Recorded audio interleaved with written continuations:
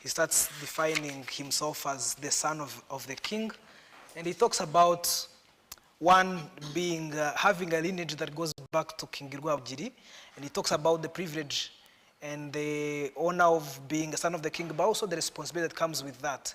And he brings that into how we are also, as Christians, we are children of the King Jesus. And there is responsibility that comes with being the sons of that king, just like there is privileges that comes with that, with being the son of that king. We also have the second chapter talk about that nothing is wasted. He talks about how he was born in a refugee camp and how he grew up in a kind of not a very good life, but how everything he has experienced was lined up to bring about what he was created for. Someone last night on X Space mentioned how in this chapter, Norman talks about how he almost became a Muslim. And then there's setting the stage. This is when he gets saved and when he goes to school for a Bible school. There is stepping out in faith. There is also starting to do ministry without so much as a backup, but choosing to do ministry. And then there is, I was called, so you were called. He talks about how he was called in the Bible school he attended. I don't remember the specific Bible verse, but I know it's in Psalm, where the word of God says that God sent his word and multitude was, blessed were the multitude that proclaimed it. And there is coming back home. Here he talks about how as refugees in Uganda and many other places, Rwandan refugees at that time, they organized to come back home. And he talks about how he kissed the ground as he entered into the country again.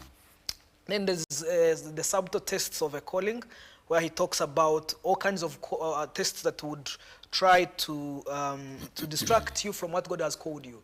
There is, of course, money, there is fame, there is so many other things that would try to push you away from what you are called for. And then there is the love story. The love story I wouldn't want to comment. Someone probably will ask him about it. And then there is the men of valor whose heart God has touched. He talks about networking and the importance of networking in as far as fulfilling your life's purpose is concerned. Then steadfast leadership. He talks about the leadership that doesn't give up, the leadership that remains focused, the leadership that surrenders everything to God and is willing to lay down, that the leader is willing to lay down their lives for those that they lead. There's the chapter 11, Born to be the Light, where he calls everybody and tells them that we are all born to do the will of God, and by doing the will of God through the gifts that we have, we are being the light to the world. And he specifically mentions the need for all Christians to proclaim the good news. And chapter 12, God's empowerment, he says, if you choose to do what God has called you for, you will definitely be able to receive empowerment from God. Now, having gone through the summary of the book, I don't know if I missed something. If I missed something, please add it. And then we will have the gentlemen and ladies in this house start to ask you questions. Yeah, that was good. Yeah. All right. Yeah. All right. So, friends, this is how we're going to do it. We're going to have, I don't know if I'm going to go from one to the other, or if you raise up your hands and you ask from these different spots. And we are also live on YouTube and on Instagram. We also mix in questions if any of our viewers wants to ask a question and they are not in studios and you want to ask using the YouTube link or the Instagram. You're welcome. So I'll be having one of us probably read us some questions from those platforms. But for now, let's start with those who are already in studios. And I was saying, you will just introduce yourself, tell us your names and what you do. If you're a student, that's what you do. You can just tell us what what you're studying, if you're doing IT, if you're doing politics, if you're doing law, as someone that I know is doing law. And then you share your takeaway from the book and you ask your question. So, let me start with someone that I see holding a microphone. Ms. Moiso, karibu. Thank you. My name is Moiso Wase, and I'm a student at University of Kigali. I'm done with my studies in Department of Marketing. I'm waiting for the graduation.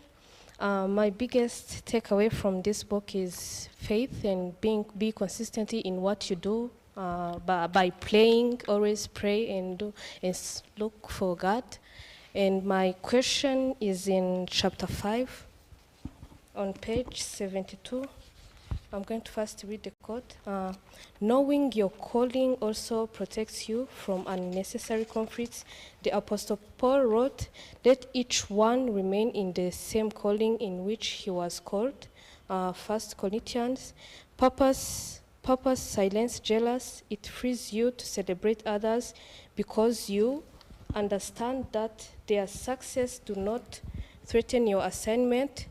When you know what God has given you to do, you can walk confidently without comparing yourself to anyone else. The question is, what happens when a person does not have clarity about their calling? Thank you, Wasi. In the book... Wait a second. I didn't hear clearly the takeaway from the book. Is it about consistency? Yes, consistency and faith. And what? Faith. I mean, what is it about? What's it about those two concepts that you learned from the book? On faith, you have to be faith in God by not giving up, even if you don't see a way where your results are going to come from. You have to be faith and stand on your word. And by being consistent, you have to always pray, not pray on Monday and then you come back another next month. You have to be consistent in doing, in searching for the words of God. Thank you. Thank you so much. I also wanted to read the quote slowly so that those who are viewing us may be able to understand where her question is coming from. And the question, and the quote goes, I quote, knowing your calling also protects you from unnecessary conflicts. The Apostle Paul wrote, let each one remain in the same calling in which he was called. 1 Corinthians 7:20. Purpose silences jealousy. It frees you to celebrate others because you understand that their success does not threaten your assignment. When you know what God has given you to do, you can walk confidently without comparing yourself to anyone else. End of quote. And our question is, what happens when you have no clarity about your calling? When you have no clarity about your calling, you fall into a trap of comparison. As the book is very important because you fall into the trap because you have not had, in the book I say every person has a calling because God is a purposeful creator. Your calling is not something you create or earn. So that problem comes in when you have skipped and you have not understood you, who you are, your identity in Him. Because when you understand your identity in Him, then you begin to discover who you are. God begins to reveal to you the inner being where your gifts are, where your strength is. So without understanding that, that's where we get so many people making, trying to compare themselves with others, trying to do things that they are not good at. So when you discover, you recover and get the true understanding of who you are. So to answer your question is, go back and understand and say, ask God, God, who am I? And what are the unique things that you have given me? So when you have that, then it gives you the courage to believe not only in God, but also believe in yourself. I don't know if I've answered that, but it's very important first, get encounter with God. Let God be, let me say, Paul says, I am persuaded. There are those moments of persuasion. Come what may, I know God, I know you, but not only that, but now I know who I am. So that persuasion gives you courage gives you confidence to stay on the course. So go back, and one has to go back and revive and revisit and understand and be encounter with God himself. Because once you discover who you are, then you recover from all those setbacks. Wow. Thank you so much. I don't know who said it, but someone once said that if you haven't discovered what you can die for, you won't find the reason for you. You haven't found what to live for. And I think, as he was saying, we need an encounter for us to be able to be persuaded beyond reasonable doubt about what God has called us for. Now, we'll have someone else. I don't know who I should pick. Probably from the back row. Should we go with a gentleman? Mr. Trezor?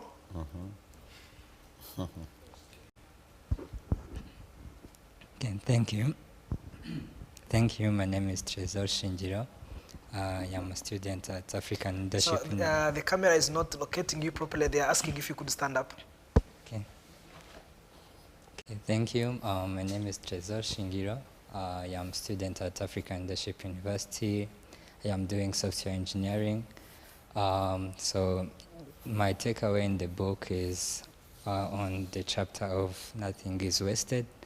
I learned that regardless where you came from, your background, God doesn't look where you came from or your background, it looks at your heart. So my question is, for people like who mostly think, according to my background, cannot serve God, what is your advice you can give them? Like, what should they follow so that they can serve God? Thank you. Thank you, Chris. So, in this chapter, speaks about nothing is wasted. The enemy of our lives is not the devil. Let me say, one of the greatest enemy of me and you is to think there is nothing good in what I'm going through. So, nothing is wasted is a place of understanding you are the child of God. You did not choose yourself to be born where you are. I did not choose a family. I did not choose my education. I do not choose what I'm going through. There begins a concept of the providence of God, where God acts behind the scenes for our own good. The Bible speaks about all things work together for them who love God, not only that, but do his purpose, who do things according to his purpose. So which means, if I've chosen right, and in Christ Jesus is my Savior and my Lord, then you are in the center of his will. No matter you find yourself in, you are still at the center of God's purpose. So the problem comes in, today's preaching says, the absence of evil, the absence of discouragement, the absence of disappointments is a guarantee that God is with you. That's wrong gospel. The gospel says, in my weakness, God is with me. In my discouragement, God is with me. Wherever I go through, God is with me. So you come to a place of saying, God can turn my weaknesses into his strength. God can turn my poverty, in the end, bring it forth into his riches. In other words, this chapter of Nothing is Wasted is that God can take your suffering to be redemptive to others. For example, if you are born, you find yourself as an orphan and you lose parents, you begin to ask so many questions, say, why Lord? Why Lord? God allows that. Or you are in that situation that at the point of need, when you move into somewhere, God takes that which you went through to become a redemptive. So, in other words, what I'm saying is that all these setbacks, what we call setbacks, can be stepping stones.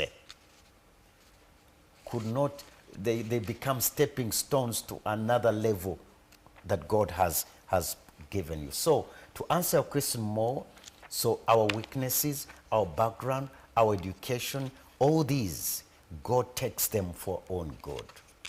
No, God, what seems to be wasted, Joseph is the best example in the Bible. He will look behind and say, oh, my wasted lives. But in the end, he realized that God took the pain, his disappointments for his own good. So God will always take all these things around us and become redemptive. You are born in a place that is so poor in the village, and God takes you in the cities. It's an example. And then you begin to have that heart. You reflect, oh my goodness, you are moved with what moves God, but also you are moved by what you went through. It is a blueprint that stays on your heart. So nothing is wasted. It always becomes a lesson to someone, and you become an agent of change. Why? Because something has already happened into you. Yeah. Great. Can we have Miss Wendy? All right. Thank you. My name is Mama Wendy. I'm a student at African Leadership University doing business entrepreneur leadership. And one of my key takeaways from the book, I would say, regarding the calling, you described it as a way that calling is not about having the absence of hardships, but about the presence of a purpose that outlives it. Especially when you describe the way your journey from being a refugee in Uganda and the way you were able to manage the life out there, and then the way you did the hard work of healing people through spiritually and social. You managed to help people, Rwandans in post-genocide Rwanda, and I wanted to know, pardon me. It's all right, keep going. All right. So yeah, so regarding your journey and throughout the calling, I wanted to understand more about the way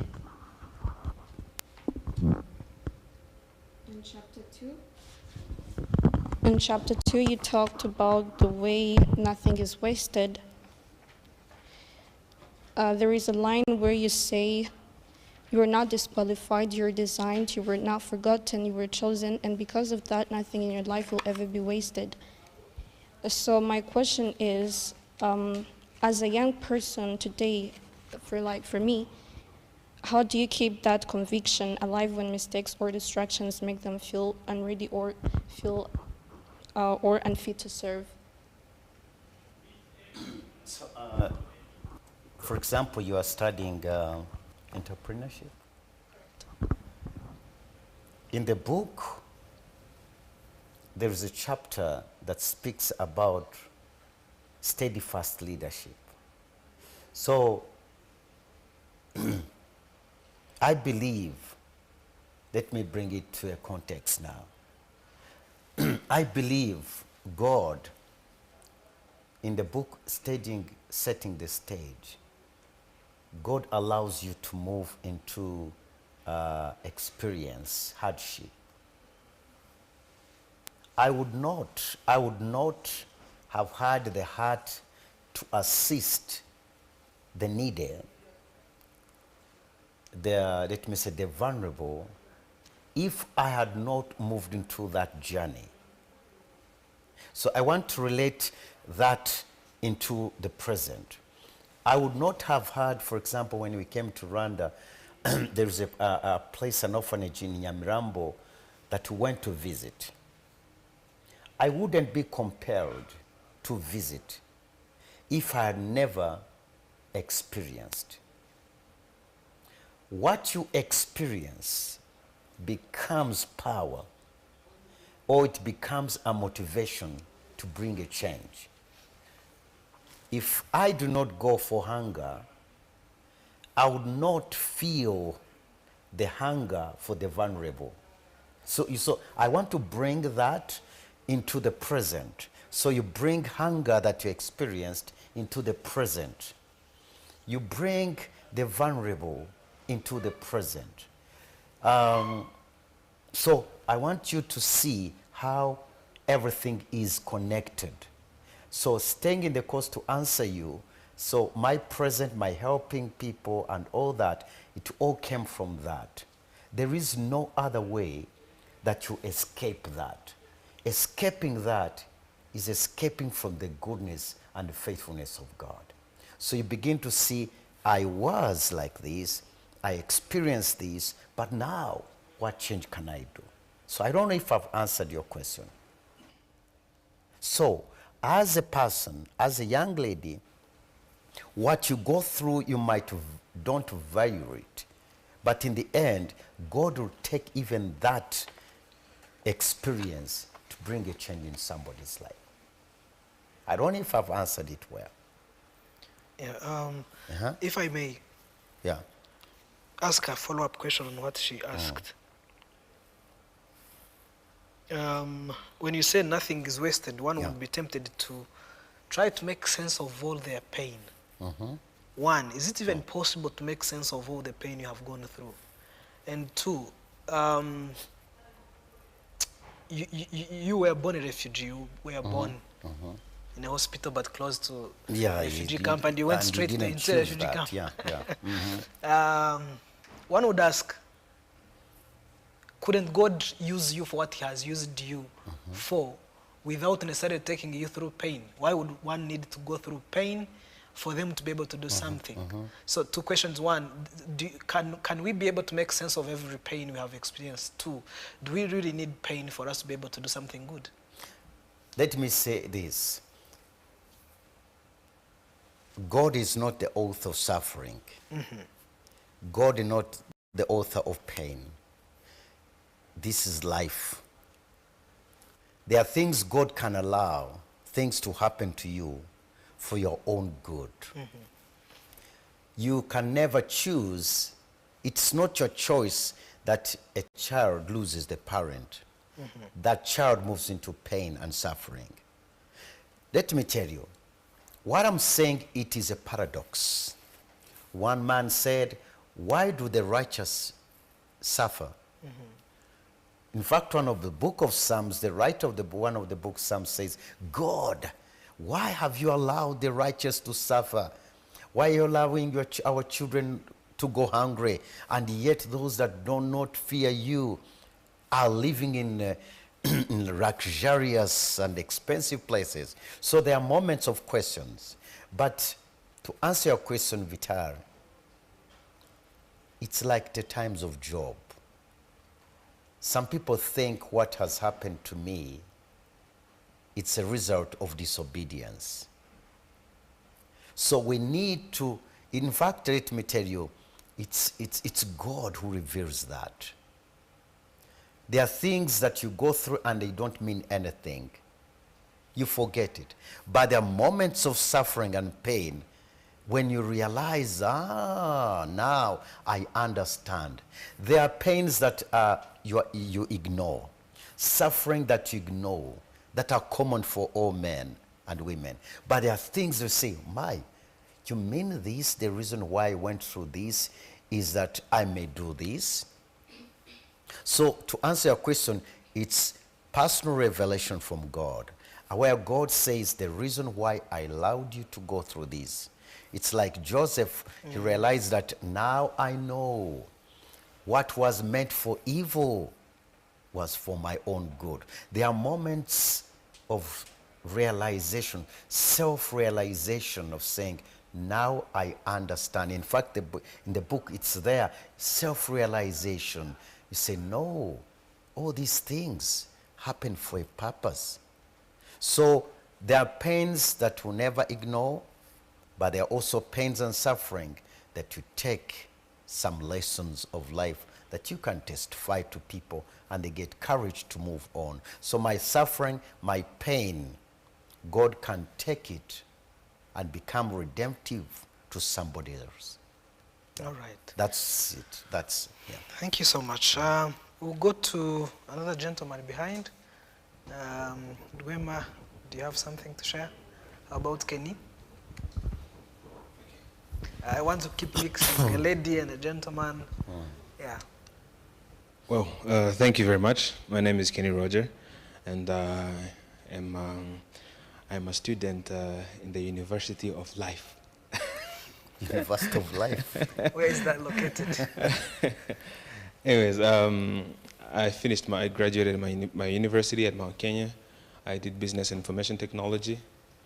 I'm a software developer, but I'm also doing accounting on the side. Well, I have a question that says this. Before you moved back to Rwanda, you had, you were settled where you were, and you had nothing here in Rwanda. What moved you to come in Rwanda and start again? You know, you had nothing in Kigali. So what moved you, what moved you, you know, to come back to Rwanda and start again? That is the first question. And the second question is, we're talking about staying the course. What are the key disciplines that you can advise a young person to practice so that they can manage to stay in the course? Because one of the biggest problems that we have today in young people is lack of focus and consistency. So what are the key disciplines that you can tell a young person to practice so that they can stay the course the same way that we saw in the book, that you stay the course? So a whole senior pastor back in Kabare, and RPF liberates Rwanda, and you leave everything, and friends that you have known, some family members, everything you have grown up to build. You choose to come back to this country that was completely shattered. Why?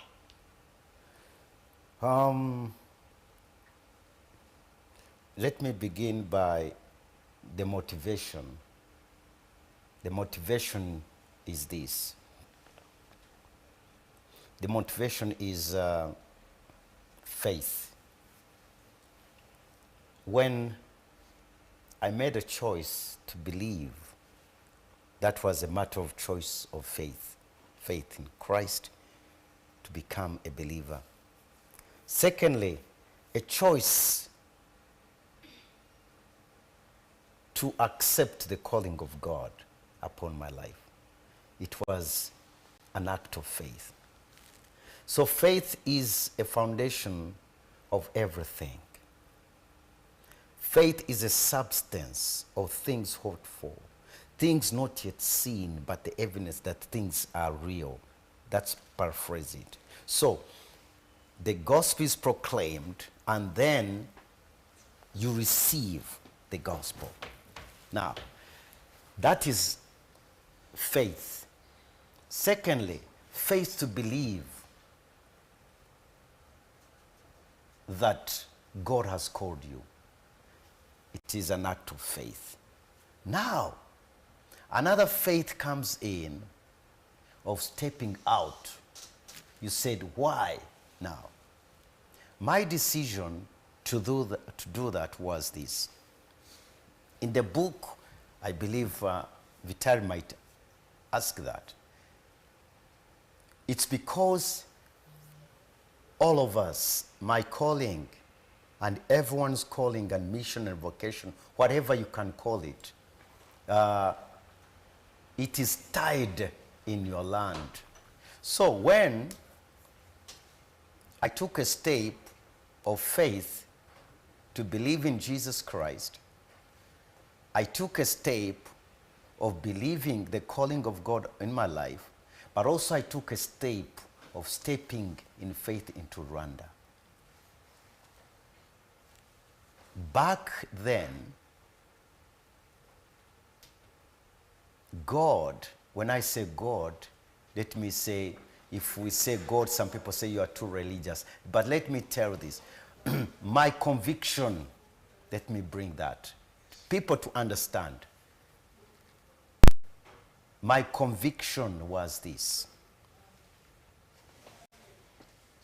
If all these young men have sacrificed themselves into the land to rebuild and restore and bring back hope to the nation, what about me? So that conviction, let me call it conviction, persuasion, caused me to leave even my comfort. In the book it says comfort zone. The call of God, my friend, my girls, my daughters, what if you want to achieve anything, you step out in your comfort zone. The only way I could come into Rwanda is to get out of my comfort zone, get out of my peer friends that I know. If you want to do great for God, there are always moments of separation and to be distinct from others. The Bible speaks about Daniel, a man with distinct spirit. He was among them, but he was special. There are moments when you make a decision and say, I want to not be the ordinary man and a woman. So I took a step of faith, and to answer even, what's it? Yeah? Yes, and everyone is that I wanted to make a difference. I had this conviction saying, yes, I don't know how things will start. I don't know how, but the conviction, and that is God himself, as the foundation says, step out. So that is it. So to answer even some young people's... The second question, if we could first have someone else ask a question, we'll get back to it. It's more like a message to young people. Can we have Mr. Gasana? Thank you. My name is Musana Gasana. I'm a data analyst. I'm also a finance student at the Adventist University of Central Africa. I'm also doing my final thesis. First of all, I want to commend this book because it's the first time I've read a book where someone sheds light on traditional Rwanda and religious and the history of our country. My biggest takeaway is royalty without loyalty is rebellion. Wow, that's a good one. You speak of your great-grandfather, Prince Nyindo, who after the passing of the great king Rwabugiri stayed loyal to his brother, even though he also had a claim to the throne. Yes. So he continued being loyal to his father by being loyal to his brother.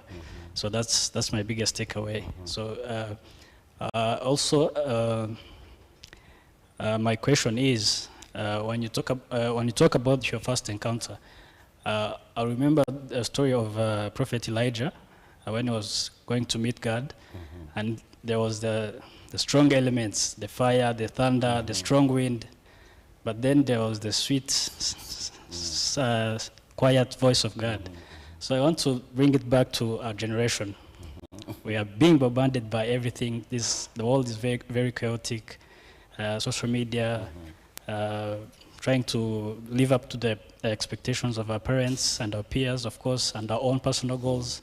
So how would you tell us to, be silent and be able to hear that quiet voice of God through all this chaos?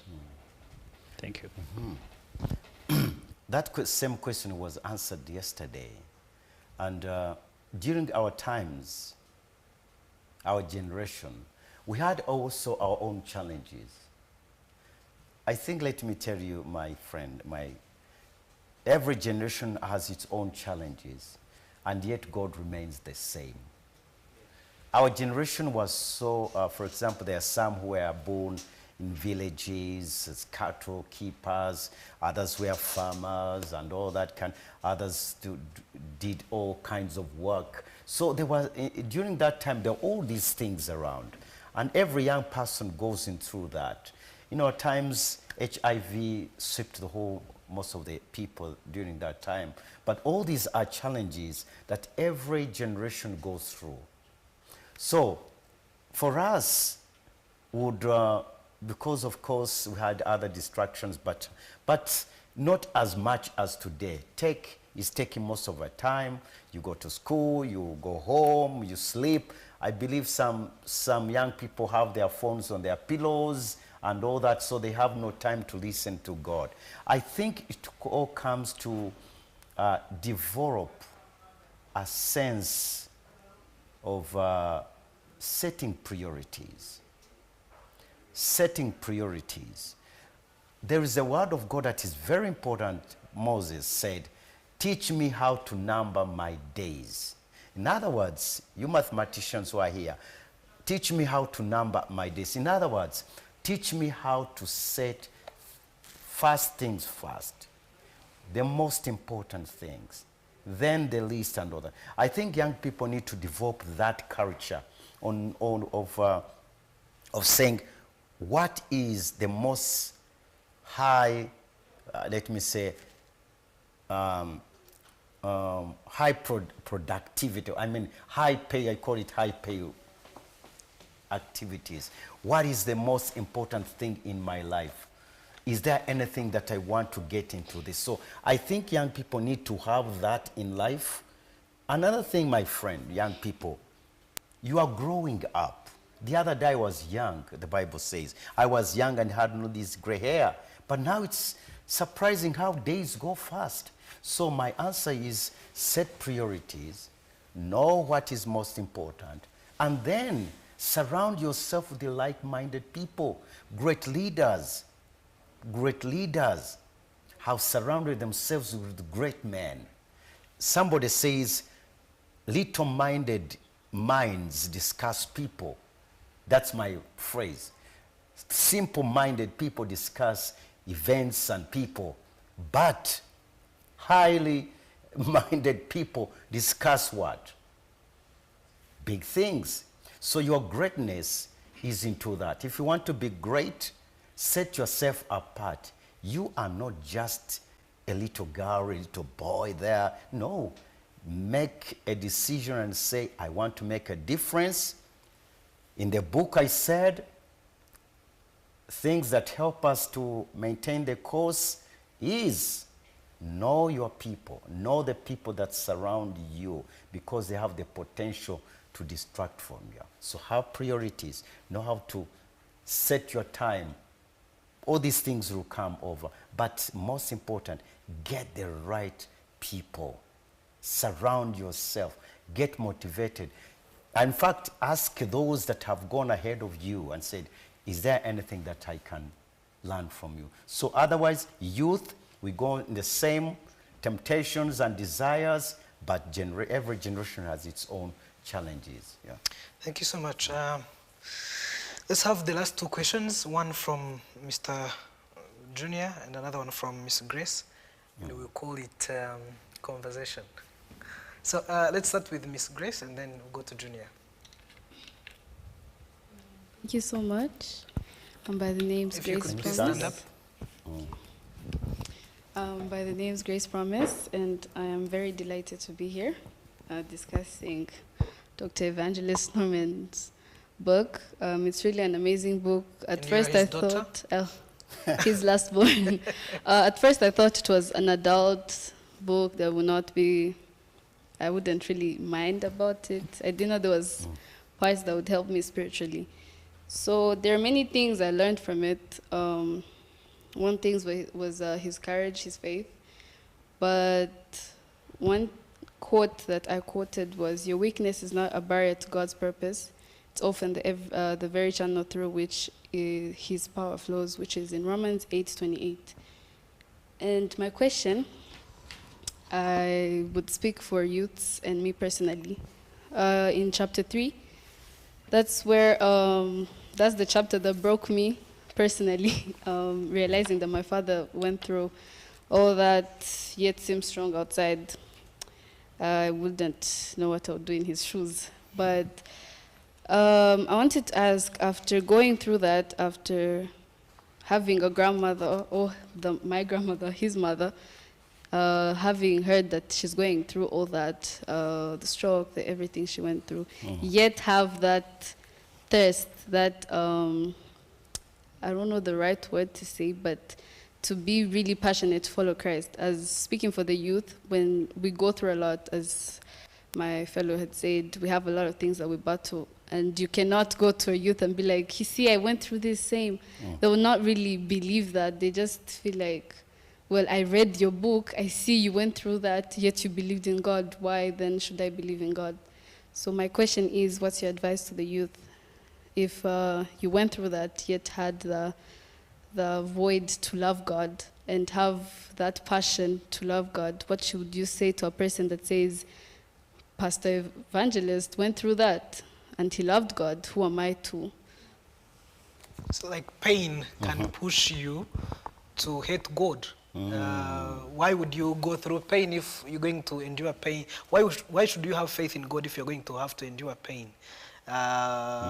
So it kind of like your generation, you go through pain, you still believe in God. To us, why should we endure pain just to have faith in God? So let's have Junior and you answer the question. Go.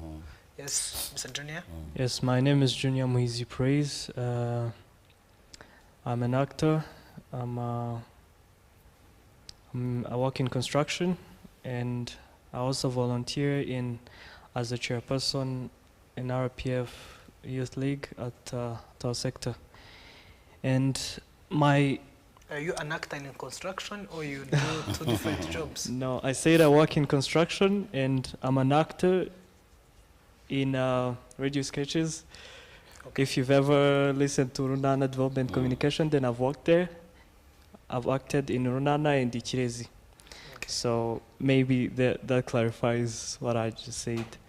Let me begin with a quote. I'm going to quote from the book. Despite the harsh conditions, the Rwandan refugees worked to improve their lives in any way they could. Some volunteered to teach the children, others took to farming to supplement what the UN provided. They built schools, tended small gardens, and found ways to keep hope alive. Even in scarcity and uncertainty, they demonstrated a remarkable resilience that continues to define Rwandans to this day. Well, that really made me feel well, and I was like, now they share the same struggle, they share the same problems, but they didn't actually, when they reached to the foreign country, to Uganda, they never splitted ways. They actually worked together and kept to be Rwandans and be resilient about whatever they were facing. And now my question to that comes to be, now you belong to the same generation as Rwigema and His Excellency Paul Kagame, even though you've never met them by the time you were in literally grown up with them, actually. Yeah. So he's met them more than enough times. Yeah, and I don't know if I remember well. You say that by the time Rwigema was 10 years. I don't remember well, but these people.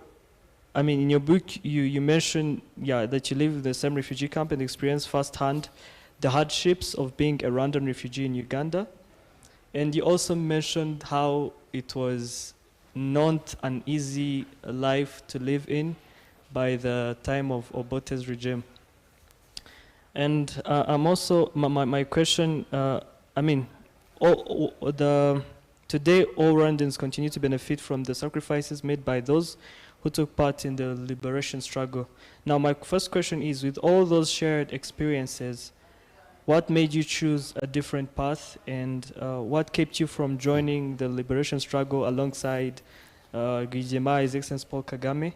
And my second question is, how would you explain to the youth that is following us that patriotism is not limited to joining the army, but can also be demonstrated through other forms of service to one's country? Thank you. You have answered yourself the last question. Actually, one of the so yeah, you can answer Grace's question. Yes. The pain thing. Yes. And his and Kenny's question as you conclude. Yes. The message you give to the youth. To answer Grace, Leaders are rarely formed in comfort. Interesting. Leaders are rarely formed in comfort. Young people, when you see His Excellency the President, he suffered. He was raised in a refugee camp. They were discriminated in the places of their work. So great leaders are rarely formed in comfort. So I think my message to the young people today, get out of your comfort zone. Your fathers, your uncles, they were or they have become who they are just because they chose not to be in comfort. So great leaders are not formed in comfort zone. There are moments of sacrifice, there are moments of surrender, and not just for your own self, but for the sacrifice of many. So whatever you do, do it, but with a big picture of impacting the big number or the next generation. Our leaders, whether late Frederick Jema and His Excellency the President and others, they were not in, some of them were in high school and universities. They chose not to live in comfort, but they chose to pay the price. So young people, you need to choose to pay the price. You might not do what they did or what we did, but there is a way of commitment. One thing that you said, I don't know who said, resilience, holding on whatever comes in. But today's young people want everything instant. There's nothing like instant. Resilience is a spirit. Resilience is a conviction. Resilience is a commitment. Resilience is holding on your values. So I'm encouraging you young people to have that. So the reason why I do not choose, it's because God, you answered it well, God gives us different avenues of impact. Leadership is influence. You can influence people, you can play a big part in other societies. Society comprises of different areas. So you can be an educator, you can be a leader in this way. So you need to find yourself in the circle of your influence, and then you play a big role. To His Excellency and the team who came to Rwanda as military men and women, God uses them. But also for us who are civilians, there is a law we prayed during the liberation, and the mothers and the fathers and everyone. It is, in fact, it was a collective effort. Collective effort. So it all needs people's hands. Nehemiah had a sword and another weapon here. So we all need to hold on together and build this nation. Hold on, be resilient, hold on, and never give up. If God allowed our leaders today to hold on, you can also do it. Thank you so much. Thank you so much. And we are actually coming to the end of our conversation. I want to thank each one of you for having chosen to be part of the reading community, and you went through the book, and I know reading can be tough for some people. And sometimes we read books and we can't finish them. We just read a few pages and we are already discouraged or bored and we stop. So I want to congratulate you for having been able to go through the book, but also for joining us tonight. This being the first conversation of its kind in our talk show, I really want to congratulate you for choosing to do this. We've had other conversations on the book, but we would only have like 2 or 3 people come and we discuss the book together. So today was the first of this kind, and I want to say thank you so very much. I want also to thank our author for writing an interesting book and giving us so much insights into who we are and what we are called for. The book is Staying the Course. You can still buy it on Amazon. You can find it in any bookshops in Kigali. You can also buy it at vitalreadings.com. It's the publishing house behind this book. And this conversation is called Staying the Course. I am your host. I'm called Muvunyi. I wish you a very blessed evening, and I wish you a great week ahead. May God bless you.